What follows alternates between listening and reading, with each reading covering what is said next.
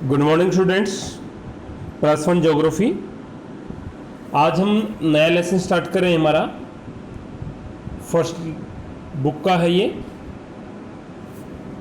जिसका नाम है भौतिक भूगोल के मूल सिद्धांत, और उसके अंदर हमारा लेसन है भू आकृति तथा उनका विकास।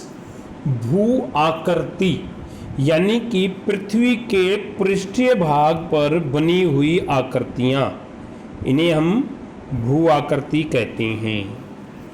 भू आकृति बनाने के लिए जिम्मेवार हैं कौन कौन सी चीज़ें हैं, उन चीज़ों के बारे में पढ़ेंगे, और वो किस प्रकार भू आकृतियाँ बनाती हैं, कैसे भू आकृतियाँ बनती हैं, इन चीज़ों को हम इस लेसन में पढ़ते हैं। सबसे पहले अनावरण के बाह्य कार्यकर्ता। अनावरण यानी कि ऊपरी सतह के बाह्य कार्यकर्ता, वो रीजन, वो कारण जिनके वजह से ऊपरी सतह पर भू आकृतियाँ बनती हैं, वो कहलाते हैं आपके बाह्य कार्यकर्ता। वो किस प्रकार? वो आपका निक्षेपण से, अपरदन से, इनसे भू आकृतियाँ बनाते हैं। तो उसमें मुख्य कार्यकर्ता हैं आपके अपक्षय, नदी, हिमनदी, पवन और सागरीय तरंगे। ये वो बाह्य कार्यकर्ता हैं जो आपके भूसतल पर विभिन्न प्रकार की भू आकृतियाँ बनाते हैं। उसके बाद है इन्हीं में से नदी मार्ग के भाग, कि जो ये नदी है जो स्थल के ऊपर भू आकृतियाँ बनाती है, इसके द्वारा कौन सी आकृतियाँ बनती हैं और इसका मार्ग क्या होता है, कौन कौन से इसके मार्ग होते हैं। नदी जब पर्वत से निकलती है तो हम उसको पर्वतीय भाग या ऊपरी भाग कहते हैं नदी का, जहाँ से नदी का उद्गम होता है, जहाँ से नदी शुरू होती है। उसके बाद होता है पर्वतीय क्षेत्र से निकल के नदी मैदानी भाग में प्रवेश करती है, जिसे हम मध्यवर्ती भाग या मैदानी भाग कहते हैं, जहाँ पर नदी अपना जो अपवाह तंत्र है उसको, अपवाह तंत्र उसके अंदर शामिल हो जाता है। उसके बाद आता है निचला भाग या डेल्टा। ये वो क्षेत्र होता है नदी का जहां वो अपने साथ लाई हुई मिट्टी को निक्षेपित करती है, यानी कि छोड़ती है। पानी के साथ पर्वतीय क्षेत्रों से बह के आई हुई मिट्टी इस क्षेत्र में आकर के यहाँ तक आते आते नदी का बहाव बहुत कम हो जाता है। उसके साथ जल के साथ, पानी के साथ जो मिट्टी के कण आते हैं वो फिर वहीं पर जमना शुरू हो जाते हैं, जिसे हम निचला भाग कहते हैं या डेल्टा कहते हैं। उसके बाद है नदी निक्षेप से बनने वाली भू आकृतियाँ। भाई नदी के द्वारा जो पानी के साथ जो मिट्टी या कण, कंकर, पत्थर, जो कुछ भी बह के आता है, जब वो जमा हो जाता है तो उससे कौन कौन सी आकृतियां बनती हैं। सबसे पहले है आपका जलोढ़ पंख।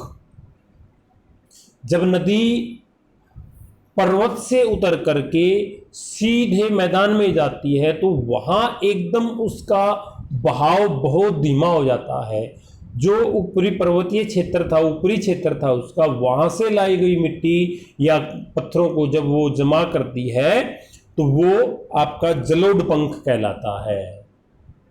और कई जलोढ़ पंख मिलके ही भाबर क्षेत्र का निर्माण करते हैं। भाई कई जलोढ़ क्षेत्र मिलकर ही भाबर क्षेत्र का निर्माण करते हैं। उसके बाद है आपका विसर्प। विसर्प क्या होता है?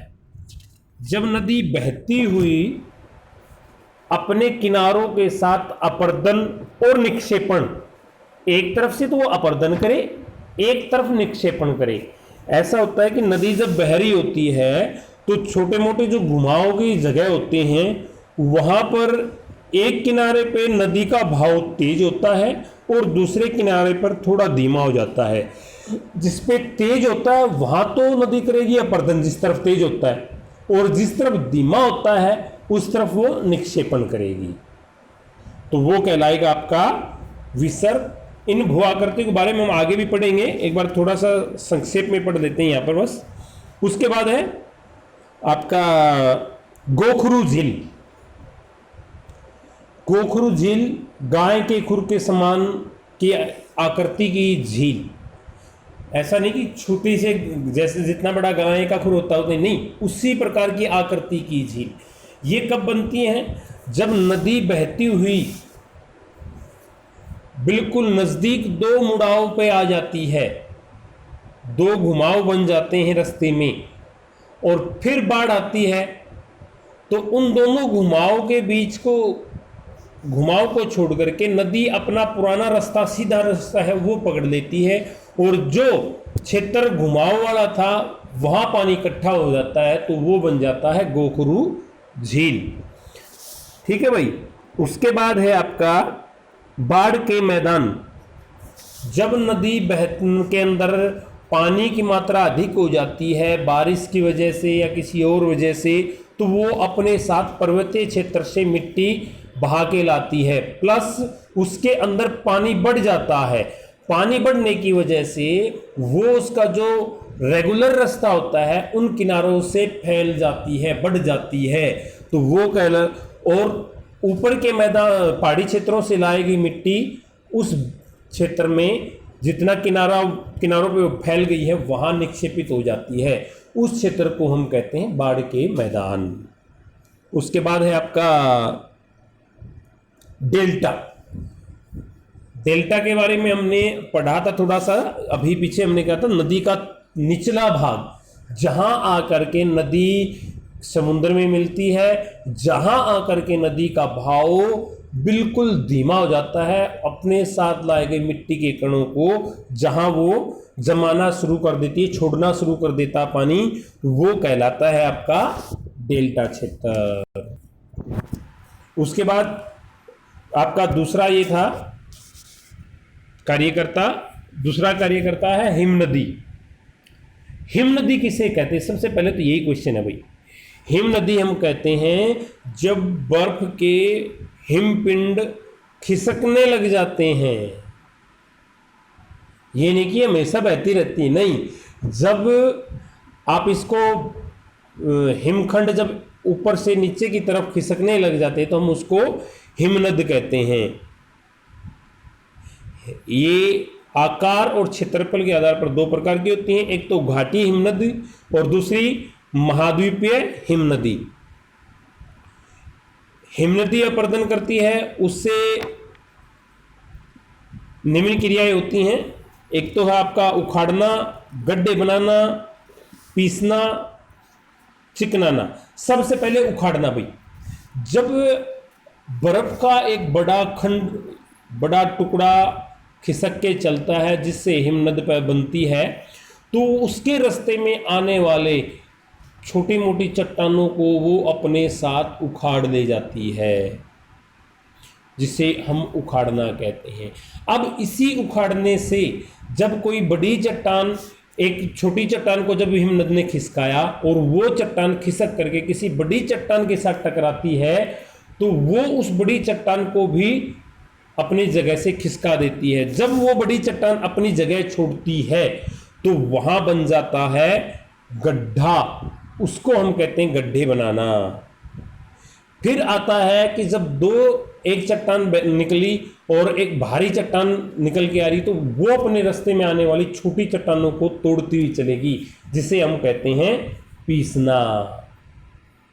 और फिर जब चट्टानों का भार और ताकत समान हो जाती हैं तो वो एक दूसरे के साथ रगड़ खाती हुई चलती हैं, जिसकी वजह से उनकी सतह आपस में चिकनी हो जाती है।